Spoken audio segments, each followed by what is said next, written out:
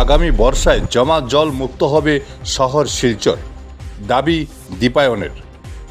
আগামী বর্ষায় জমা জল মুক্ত হবে শহর শিলচর। কৃত্রিম বন্যা মোকাবিলায় প্রস্তুত রয়েছে বিভাগ।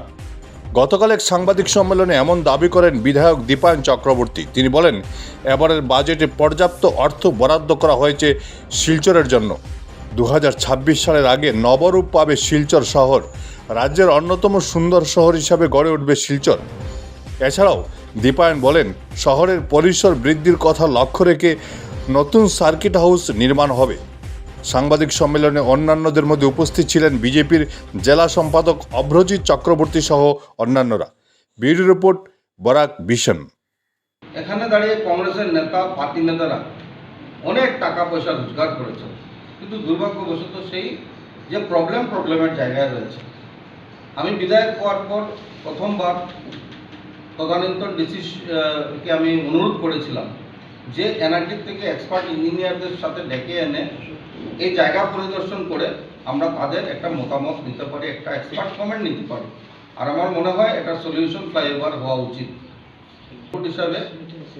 আউটকাম হিসাবে সেটা বেরিয়ে এসছে যে ইঞ্জিনিয়াররা সাজেস্ট করেছেন যে সেখানে একটা উড়ালপুল হওয়া দরকার, না হলে সেটা পার্মানেন্ট সলিউশন হবে না। যাই হোক, আবারও মাননীয় মুখ্যমন্ত্রীকে ধন্যবাদ জ্ঞাপন করতে চাই। এটাকে গুরুত্ব দিয়ে আর মাননীয় মুখ্যমন্ত্রী উনি একটা এলিভেটেড রোড আজকে শিববাড়ি সিঙ্কিংজনের উপর পার্মানেন্ট সলিউশনের জন্য উনি দায়িত্ব নিয়েছেন। দায়িত্ব নেওয়ার পর রাইটসকে দিয়ে উনি সার্ভে করিয়েছেন, করার পর কাজ শুরু হয়েছে।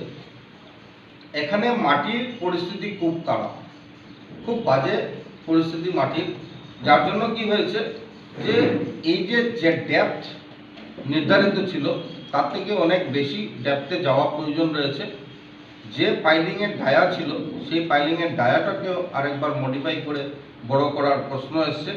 তাই এই কাজ আপনাদের মাধ্যমে আমি জনসাধারণকে আশ্বস্ত করতে চাই যে মাননীয় মুখ্যমন্ত্রী এটাকে গুরুত্ব দিয়ে করছেন, আর এই কাজ আমরা সম্পন্ন হবে সেটা সম্পূর্ণ আশাবাদী। কথা আমি বলতে গেলে এটাই বলতে হবে যে একটা রাজনৈতিক দল ছিল, দীর্ঘ বৎসর শাসন ক্ষমতায় ছিল, কিন্তু দুর্ভাগ্যবশত তাদের যে এই অপশাসনের জন্য আজকে ভারতবর্ষের সর্বস্তরের মানুষ তাদেরকে প্রত্যাখ্যান করেছে। আর যখনই কোনো নির্বাচন আসে, নাটক করার জন্য, স্টান্ট করার জন্য আমরা লক্ষ্য করি অনেক কথা বলে।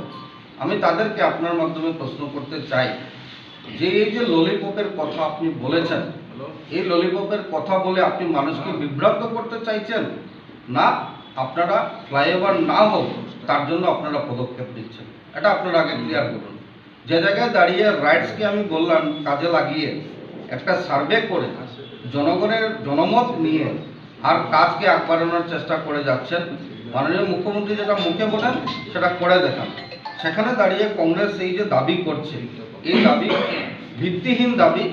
আর যদি কোনো ভিত্তি থাকে তাহলে তাদেরকে আমি বলতে চাই যে 1000 কোটি টাকা আমরা শুনেছিলাম তরুণ গগৈয়ের সময় যে বরাকভ্যালির উন্নতির স্বার্থে 1000 কোটি টাকার প্যাকেজ ঘোষণা করা হয়েছিল।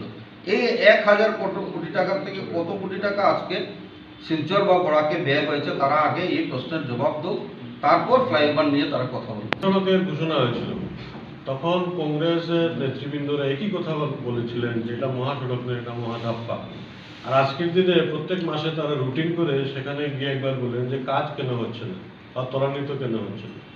একইভাবে আজকে যেহেতু মাননীয় মুখ্যমন্ত্রী ফ্লাইওভারের ঘোষণা করেছেন, তারা আজকে এটাকে লালিপপ বলছেন।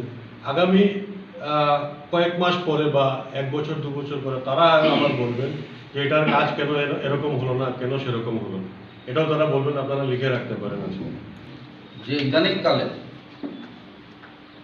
কিছু কংগ্রেসি নেতারা খুব অ্যাক্টিভ হয়ে উঠছেন। সম্পূর্ণ সকল অ্যাক্টিভ না, কিছু কংগ্রেসি নেতারা অ্যাক্টিভ হয়েছেন। তার পিছনে একটা স্বার্থ জড়িত রয়েছে। আগামী দিনে এই বোমা ফাটবে, তারাই জানেন। কিন্তু আমার কাছে যতটুকু তথ্য আছে সেটা আমি পরবর্তীকালে আপনাদের সামনে আনব।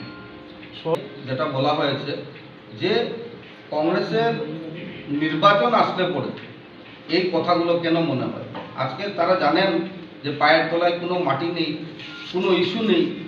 আজকে ডেভেলপমেন্টাল কাজ 70 বছরে 75 বছরে তারা করতে যেটা পারেনি, মাননীয় মুখ্যমন্ত্রী সরকার ডক্টর হিমন্ত বিশ্ব শর্মা সরকার শিলচর তথা বড়াকে 4 বছরের মাথায় সেইগুলোর থেকে অনেক বেশি কাজ করে দিয়েছেন। তো কিছু তো বলার নেই। তো তার জন্য এই কথাগুলো বলে মানুষকে বিভ্রান্ত করার ওনারা চেষ্টা করেন। ওনারা দেখুন, ফ্লাইওভারের যে বিষয়টা রয়েছে, ওনারা বরাদ্দ হয়েছে টাকা, তো জনমত হয়েছে। আমরা আশা রাখছি যে আগামী 3-4 মাসের মধ্যে মাননীয় মুখ্যমন্ত্রী সেটাকে ফাউন্ডেশন দেবেন। আর যদি কোনো ধরনের মানে ডিজাইনের চেঞ্জেস আসে, তাহলে আমি এই মুহূর্তে বলতে পারছি না, কিন্তু আজকের দিনে যে অবস্থান রয়েছে আমাদের আশা যে 3-4 মাসের মধ্যে মাননীয় মুখ্যমন্ত্রীর হাত দিয়ে এটার ফাউন্ডেশন হবে। এখানে দাঁড়িয়ে আমি আবার কংগ্রেস শাসিত সরকারকে বলতে হয়, একটা মানে অপদার্থ সরকার ছিল, মানুষের জন্য মানে কোনো দরদ ছিল না। কেন কথাগুলো বললাম, যে কংগ্রেস শাসিত সরকারের সময় আমরা লক্ষ্য করেছি যে ড্রেনেজ সিস্টেমের জন্য টাকা এসেছে, ড্রেনেজ সিস্টেম হয়েছে কিছুটা, সম্পূর্ণ করার কোনো চিন্তা নেই, কিন্তু অপরিকল্পিত, যে জল যাবে কিনা সেটা নেই, কনস্ট্রাকশন করে সেটার থেকে কি করে 2 পয়সা ইনকাম করা যায় সেটা মুখ্য উদ্দেশ্য ছিল। তার জন্য কি হয়েছে, আজকে একটা অপরিকল্পিত শহর ওনাদের মাধ্যমে শিলচরবাসী গিফট পেয়েছেন। আর এই যে পাপ, এই পাপকে মুক্ত করতে হলে সেটা একদিনে সম্ভব না। মাননীয় মুখ্যমন্ত্রীর নেতৃত্বে 4 বছরের শিলচরের, বিশেষ করে আমাদের প্রধান অঞ্চল যেগুলো টাউন অঞ্চল, সেই টাউন অঞ্চলে ড্রেনেজ সিস্টেম উন্নতি করার জন্য যে কাজ হয়েছে সেটা রেকর্ড পরিমাণ কাজ হয়েছে। আরও কিছু কাজ বাকি রয়েছে, অনেকটা কাজ বাকি রয়েছে, কিন্তু আমি আজকে সাংবাদিক সম্মেলনের মাধ্যমে শিলচরবাসী শ্রদ্ধা জনসাধারণকে আশ্বস্ত করতে চাই যে আমরা রুটে গিয়ে কাজ করছি। রুটে গিয়ে মানে তার বেড লেভেলটা কি হওয়া প্রয়োজন, জলটা ইজিলি কি করে নিষ্কাশন হবে, জলের যে আজকে যে ড্রেনেজ তাদের সময় যেটা এনক্রোচ হয়েছিল সেটাকে এনক্রোচমেন্ট ফ্রি করে প্রপারলি যাতে জল যেতে পারে, সাফিসিয়েন্ট জল যেতে পারে, এই কাজগুলো, এই কথাগুলো